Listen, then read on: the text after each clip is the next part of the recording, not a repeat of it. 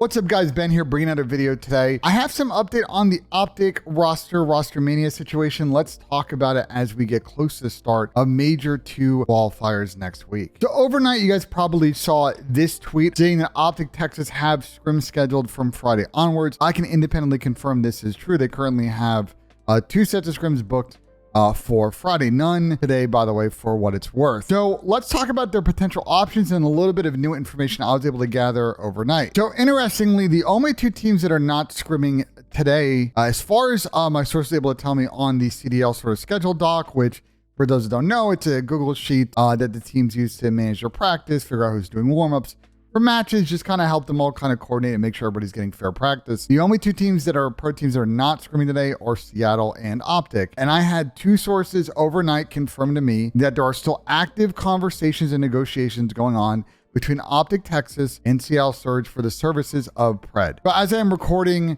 this video early on this morning, I don't have comment yet from either OpTic or from Seattle or from representation on PRED side. But my sources did tell me, and I want to make sure I get this correct from what they sent me overnight, that they wanted to make sure that everybody exercises caution.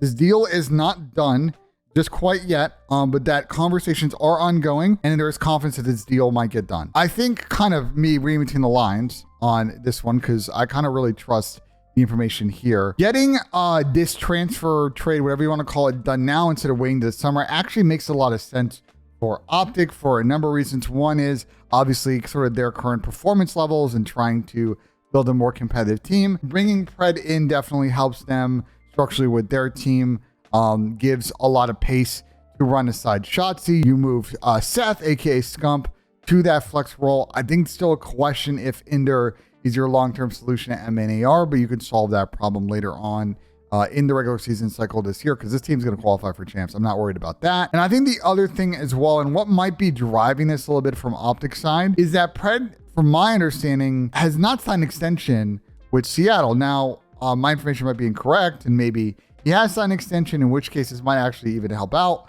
OpTic. But if that is still the case, OpTic getting him in now, getting him to sign a new deal, which is what I would do in this situation, basically get the transfer done and promise PRED essentially a contract extension on the other side of this deal so that he's locked in at a probably higher salary rate, making more money. Then you don't have a opportunity that someone comes to try and poach your potential deal over the summer when he would have potentially been a free agent. So that's what's going on there. That's my update as of I'm recording this video at about 9:30 in the morning East Coast time. Obviously things can change over the course of the hours before this video is edited and published. And if there are updates, I will put those in the comments below the video, as well as any comments I get from either OpTic or Seattle or PRED's representation to provide context for you guys. So let's say hypothetically that for some reason this PRED deal does fall apart. And again, my sources, just so everybody's clear, is saying this is not a done deal. The conversations are still ongoing.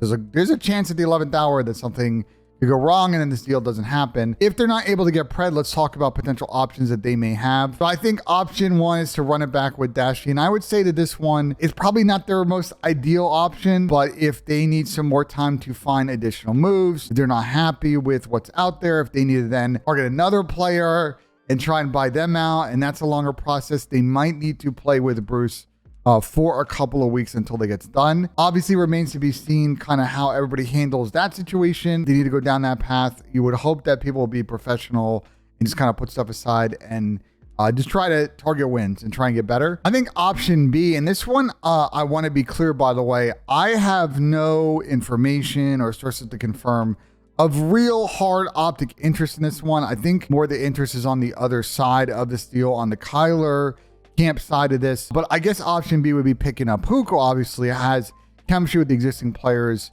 some of the existing players on the team. Kyler, aka Huke, is now a free agent, having mutually parted ways with LA Gorillas. Again, I haven't yet confirmed that OpTic is down to get this deal done or even really strongly interested, but I could see that as a potential option if they're unable to get the PRED deal done. And then I think option C, and the speed of this one would be, again, sort of TBD, is trying to go after a current substitute in the CDL, maybe someone who is on a team that played well, and maybe that team's willing to let that substitute go and go pick up another sub. I don't know if this option is very likely, because we're talking about players like a Wardy, because New York obviously just won an event. I don't think like Beans is gettable, for example. So to me, this option, I think a lot of fans like some of those players. Another name like Hicksy, because obviously Toronto played well at the first event. I just don't see any of those orgs really getting rid of their sort of hedge, their security blanket right now to OpTic, unless OpTic was willing to come in with like probably crazy money